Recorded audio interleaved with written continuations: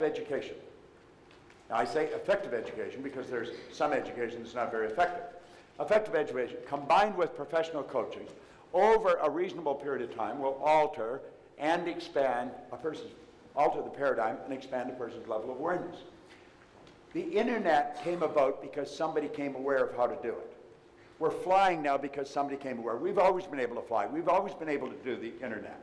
I've got a little BlackBerry here. I can touch what somebody's already touched. I got a flash and red light. So there's somebody somewhere in the world that's contacting me. It doesn't matter where I am in the world. As soon as they hit send, bang, I've got it. That's like sheer magic. Do you know what else travels like that? Your thoughts. Do you know that thought waves are cosmic waves that penetrate all time and space? Do you know that thought is the most potent form of energy there is? You hit send and your email is omnipresent. Well, so are your thoughts. This is phenomenal when we start to think about it. We don't really realize what we've got going for us. And what we want to do is learn how to expand this. You sit down with Steve. Steve can blow your mind with what he knows about the mind. I think of the Tierneys. We got some young guys over here, 3 brothers. Stand up for a moment. Where are they? I see a couple of them. There's the whole 3 of them. Those 3 guys, who's the oldest? You look the youngest. What are you, 22? Yeah. And who's 19? You're 19, 21, and 22. Do you know that they've got a multi-million-dollar business that operates all over the world? They have.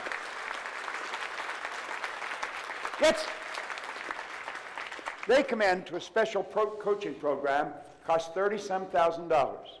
They had to fly to America to come in. And I saw them come in, 19, 20, 21. I thought, what the hell's going on?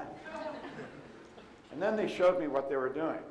If there's anybody here looking for a super business opportunity, you want to talk to one of these young guys. I have led people to them from all over the world. They've got a phenomenal business opportunity.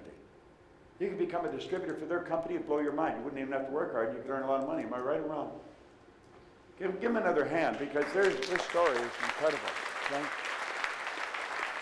Look at what we really want to do is forever expand our level of awareness. The thinking program that you've got there, Thinking into Results, that's exactly what that'll do. I'm going to tell you more about how it was developed and what we do with it, but this is what we want to do. We want to really continue to expand our level of awareness. And let's become aware that you and I have infinite potential. Now, I'm going to be honest with you. I don't really know what that means. I really don't know what that means. Infinite means no beginning, no end. So my potential, there's no beginning, no end to it. No one alive can even guess at what I am capable of doing. Now, if that's true of me, that's also true of you. No one, the most erudite scientist alive, cannot even guess at what you're capable of doing. Now, I can show you how to change your life on a dime, but you've got to do it. I can show you, if you want to study, how you could walk past a person and tell them, like I know I was right on the money with you and with everybody else that I talked to.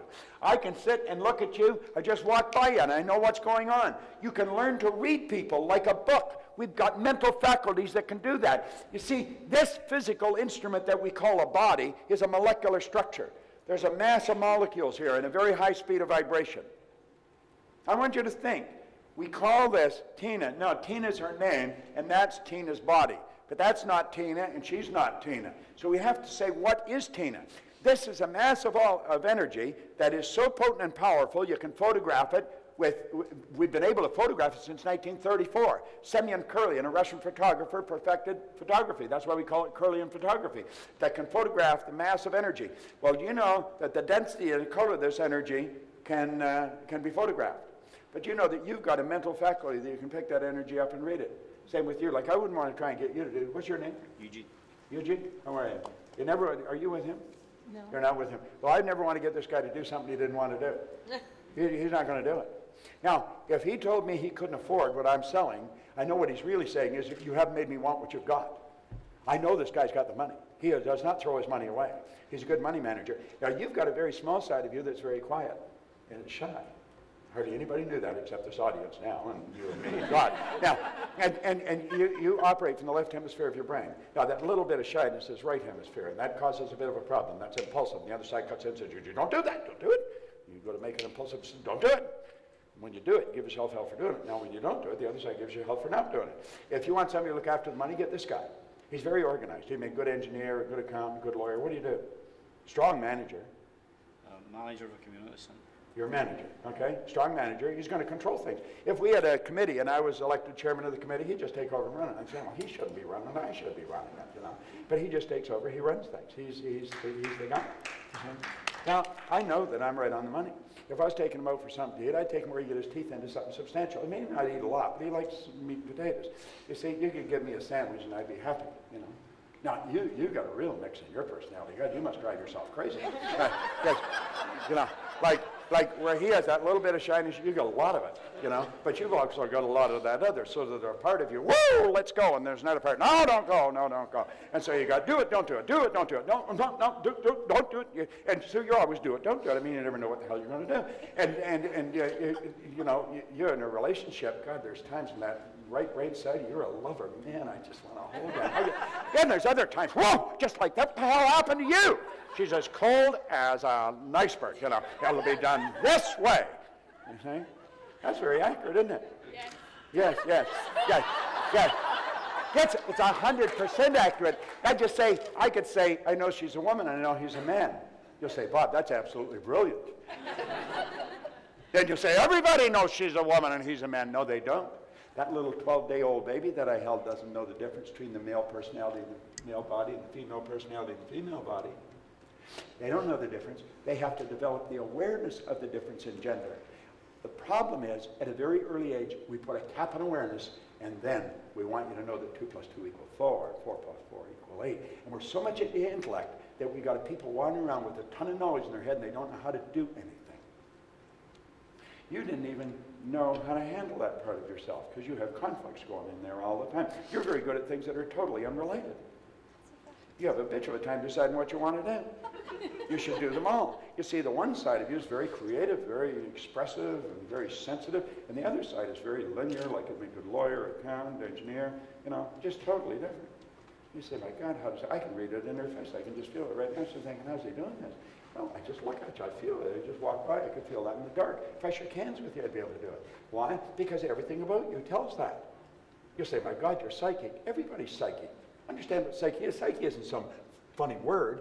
Psyche is a Greek word for mind. You develop your mental faculties, you're going to develop your ability to do this. That's your intuitive factor. Everybody's got an intuitive factor. The intuitive factor is what picks up vibration. You pick up another person's vibration.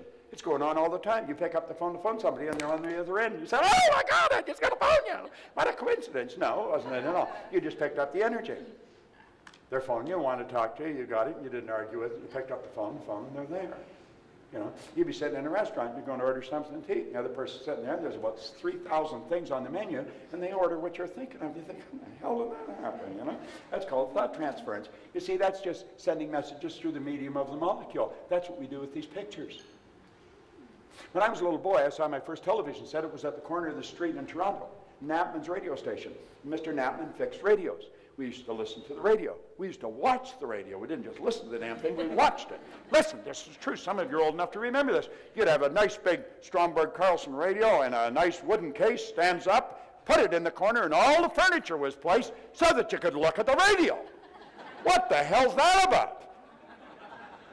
I've got a sound system in my home. When I put a CD on, it follows me. It's all through the house. You don't have to look at it. The player's in the closet.